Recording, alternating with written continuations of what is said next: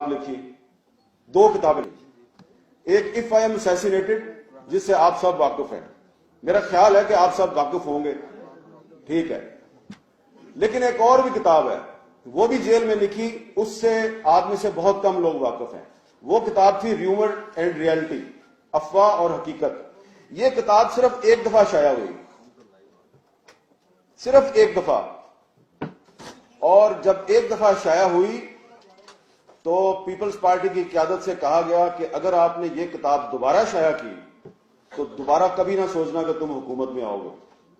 اور پھر وہ کتاب دوبارہ شائع نہیں ہوئی، کیونکہ اس کتاب میں بھٹو صاحب نے کچھ ایسے انکشافات کیے تھے اور کچھ ایسی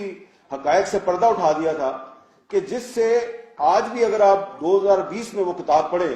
تو آپ کو پتہ چلے گا کہ آج بھی پاکستان میں جو بہت سے واقعات ہو رہے ہیں اس کے پیچھے کون ہوتا ہے۔ مثلا میں اس کتاب کے حوالے سے صرف ایک چیز آپ کو بتاتا ہوں۔ بھٹو صاحب وزیر اعظم ہیں اور غلام مصطفیٰ جتوئی صاحب چیف منسٹر سندھ ہیں، اور کراچی سے سردار عطا اللہ مینگل کا بیٹا اسد اللہ مینگل اغوا ہوتا ہے، اور اس کے بعد اس کا کوئی پتہ نہیں ملتا۔ تو ایک ایوننگر جو ہے شام کا اخبار، اس کی ہیڈ لائن ہے کہ عطا اللہ مینگل کا بیٹا کراچی سے اغوا۔ تو بھٹو صاحب کو پتہ چلتا ہے، وہ پوچھتے ہیں چیف منسٹر سے کہ بھئی یہ عطا اللہ مینگل جو ہے اس کا بیٹا کس نے اغوا کیا؟ تو چیف منسٹر کہتے ہیں جی کہ یہ مجھے نہیں پتا، یہ آپ ٹکا خان کو پوچھیں۔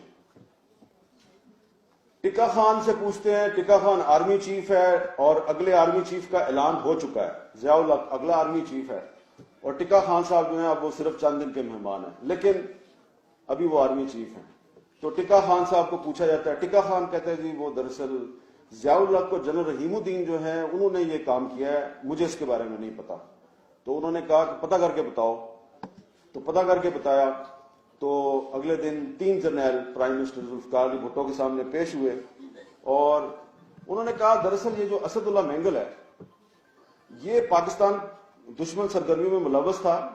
آپ پریس کو یہ بتا دیں یہ افغانستان بھاگ گیا۔ انہوں نے کہا چلے میں یہ کہہ تو دوں گا، ابھی بتاؤ کہاں ہے وہ۔ اب بھٹو صاحب نے لکھا ہے کہ جب میں نے پوچھا کہ ہے کہاں پہ، تو جرنیلوں نے کہا جی وہ دراصل ہمارے ایس ایس جی کے کمانڈوز تھے، تو فائرنگ کے تبادلے میں وہ مارا گیا اسد اللہ مینگل۔ انہوں نے کہا اچھا مارا گیا تو اس کی ڈیڈ باڈی کدھر ہے؟ کہا وہ ٹھٹھا کے قریب کسی مقام پہ اس کو دفن کر دیا، ہمیں نہیں پتا کہاں ہے اس کی ڈیڈ باڈی۔ انہوں نے کہا وہ ایک چیف منسٹر تھا، اس کا بیٹا ہے، اس کو تم نے اٹھا کے کراچی سے اس کو قتل کر دیا اور آپ کہہ رہے ہو اس کی ڈیڈ باڈی بھی آپ کے پاس نہیں ہے، تو میں کیا جواب دوں گا؟ انہوں نے کہا بس آپ کہہ دیں وہ افغانستان بھاگ گیا۔ تو بھٹو صاحب کتاب میں لکھتے ہیں کہ میرے پاس کوئی راستہ نہیں تھا، میں خاموش ہو گیا، اور آخر میں جا کے انہوں نے لکھا کہ اگر اس وقت میں خاموش نہ ہوتا تو شاید آج میں خود جیل میں نہ ہوتا۔ لہذا اسی طرح کی بہت سی باتیں اس کتاب میں ہیں، تو وہ کتاب جو ہے وہ بین ہے، لیکن محترمہ بینظیر بھٹو نے جرأت دکھائی، ایک دفعہ وہ کتاب شائع کر دی تھی، اور اب پیپلز پارٹی کو چاہیے کہ وہ کتاب دوبارہ شائع کر دیں۔